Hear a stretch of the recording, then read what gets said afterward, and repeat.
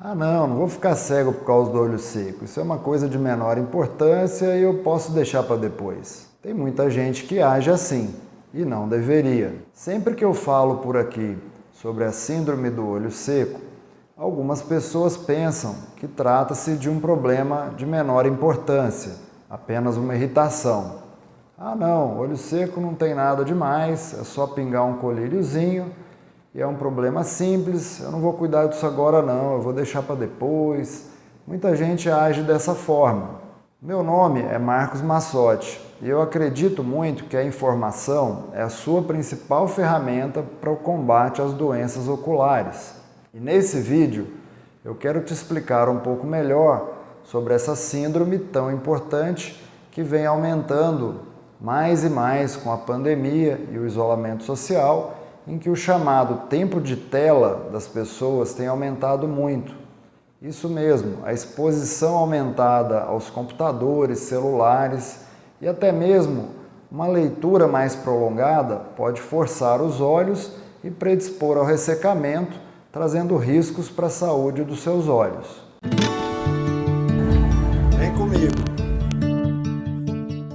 Eu entendo que isso pode parecer comum, afinal, todos nós estamos mais tempo expostos a computadores, celulares e uma leitura mais prolongada. O estresse do dia a dia, que é difícil escapar, também aumenta a nossa chance de desenvolver essa síndrome, que é a doença do olho seco. Aquela sensação de rasgar os olhos, sensação de que o seu olho está cheio de areia ou irritado, vermelho, lacrimejando, é uma coisa cada vez mais comum no meu dia a dia de consultório. Talvez você já tenha sentido isso.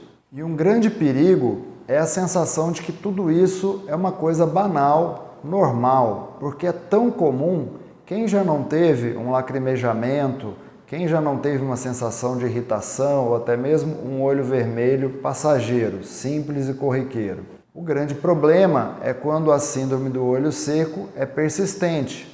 Com que frequência você tem sentido isso?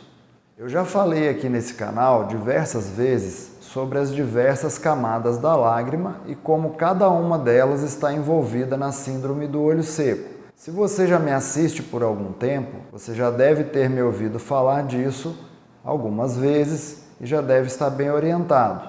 Mas se você ainda não assistiu, por que essa síndrome do olho seco é muito mais perigosa do que parece? Qual o problema que ela pode acarretar se você não cuidar disso em tempo hábil, precocemente? A síndrome do olho seco não se trata apenas de irritação, olho vermelho. Além desse desconforto da parte estética, o olho ficar irritado, vermelho, e do desconforto, a irritação, a sensação de areia nos olhos, isso afeta profundamente a qualidade da nossa visão, uma vez que a superfície do olho e a córnea é muito importante para a formação da nossa imagem.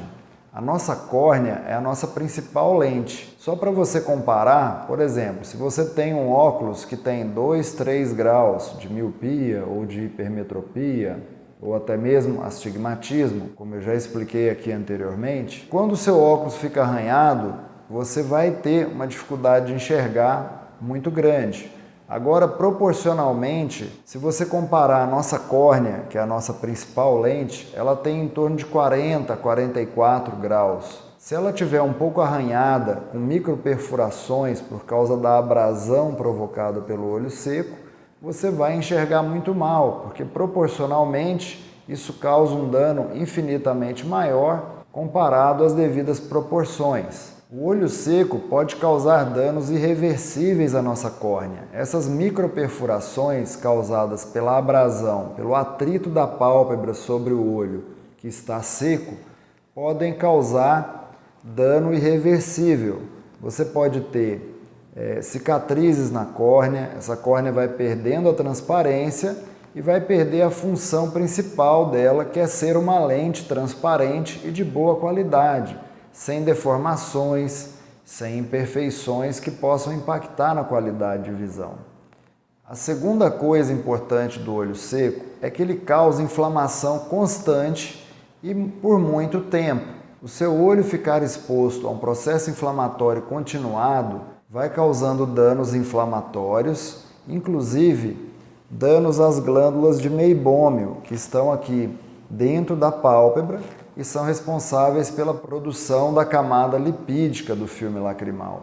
Essa camada lipídica, como você já deve ter me ouvido falar, ela é importante para lubrificar a parte externa do filme lacrimal e formar como se fosse uma capa, impedir que esse filme lacrimal evapore rapidamente. E é muito importante também para que o filme lacrimal fique estável e a sua lágrima não fique escorrendo o tempo todo. Muita gente me pergunta, mas eu tenho lacrimejamento, meu olho lacrimeja o tempo todo, como que eu posso ter o olho seco? Sim, existem dois tipos de produção lacrimal, a produção basal e a produção reflexa, ou seja, a produção basal é aquela produção que fica surgindo o tempo todo, sem que você fique com um volume de lágrima tão alto, capaz de lacrimejar. É a produção lacrimal em condições normais para lubrificar o seu olho. E a produção reflexa é aquela que vem mediante algum estímulo, ou um cisco no seu olho, ou uma fumaça, ou até mesmo o ressecamento do ar-condicionado ou da síndrome do olho seco. As terminações nervosas do seu olho detectam o sofrimento da superfície e comandam para que seja produzida uma quantidade grande de lágrima. Por isso é que você lacrimeja. Claro, tem outros defeitos, por exemplo, problemas de anatomia da pálpebra. A pálpebra não vai escoar a nossa lágrima para o canto onde deveria. Isso são outros fatores que também podem contribuir para a piora do quadro. Mas o grande perigo é permanecer dentro de uma síndrome do olho seco por um tempo prolongado, sem tratamento adequado. O seu olho vai ficar exposto à inflamação continuada e vai trazer, provavelmente, danos irreversíveis. Eu vou te contar a história da Flávia para você entender o impacto do olho seco. A Flávia é uma paciente que foi operada de catarata há mais ou menos uns 3 meses e toda a cirurgia da Flávia foi muito bem planejada, ela foi muito bem preparada e fizemos um implante de uma lente intraocular premium, ou seja, uma lente intraocular multifocal. Ela ficou ótima, operou os 2 olhos, estava enxergando muito bem para longe e para perto, sem uso de correção, ou seja, além de se livrar da catarata, a gente conseguiu também proporcionar para ela a liberdade dos óculos. E ela vinha fazendo bom uso dos seus olhos e aproveitando por estar relativamente recém-operada, estava muito feliz com o resultado e a equipe médica também bastante empolgada por ter podido contribuir com a reabilitação da Flávia. Há uma semana atrás, ela procurou a equipe médica novamente, relatando que o olho direito estava muito embaçado. Depois de submetê-la a diversos exames e também ao exame de refração e biomicroscopia, que eu já mostrei aqui para vocês em outros vídeos, a Flávia foi diagnosticada como síndrome do olho seco severo. Isso mesmo. Não havia nada de errado com a cirurgia da Flávia. Simplesmente, ela estava com a córnea toda microperfurada, que tecnicamente a gente chama de ceratite. São microperfurações em toda a faixa da fenda palpebral. Então a córnea dela estava toda esbranquiçada, áspera e com abrasão. Então justamente na região central aqui, onde fica exposto, a maior parte do tempo, o olho seco fez com que a córnea dela perdesse a transparência, ou seja, como eu já te expliquei, a principal lente do nosso olho é a córnea. Ela é muito mais importante, inclusive, do que a própria lente intraocular que foi implantada no olho da Flávia. Para que a visão ocorra de maneira adequada, a córnea precisa ter uma boa relação com a lente intraocular, principalmente nesses casos de lentes intraoculares multifocais. Se a córnea não estiver bem cuidada, se a superfície ocular não estiver bem tratada, a córnea não vai ter uma boa relação com a lente intraocular. Quando você olhar para alguma imagem a imagem vai sofrer distorção na córnea, vai passar essa distorção para a lente intraocular, que vai continuar transmitindo a visão distorcida para a sua retina. Então, no caso da Flávia, graças a Deus, foi realizado um tratamento precoce e ela conseguiu recuperar a sua visão semelhante ao que ela havia obtido logo após ter sido operada. O grande problema era o olho seco e não um problema com a cirurgia que ela havia feito. Ficamos muito felizes de poder tê-la ajudado novamente e dali para frente ela irá fazer o tratamento do olho seco, que no seu caso será contínuo. Você tem sentido alguns dos sintomas que eu descrevi aqui nesse vídeo?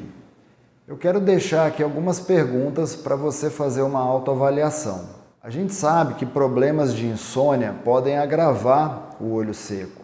Isso mesmo, você que dorme mal, seu olho seco pode se tornar mais evidente e mais sintomático. Você tem conseguido dormir bem ou tem tido problemas de insônia?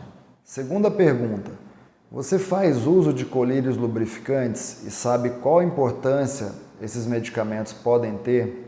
Terceira dica importante, você tem feito pausas durante a leitura, seja ela em equipamentos eletrônicos ou até mesmo nos livros. É importante que em torno de 15% do tempo de leitura você faça momentos ou pausas de descanso. Isso é fundamental para prevenir o olho seco. E uma coisa importante que eu também aprendi e quero compartilhar com você é que você precisa beber água, bastante líquido durante o seu dia.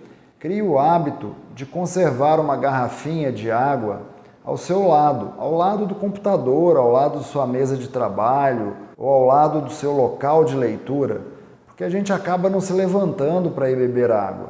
E isso também compromete. Não adianta só colocar medicamentos e colírios lubrificantes se a gente não está se hidratando adequadamente. Mais uma vez eu quero te agradecer por ter ficado comigo até aqui e salientar a importância de que a informação é a sua principal ferramenta. E lembrar dos nossos pilares aqui, que são o diagnóstico precoce, a informação e o tratamento precoce.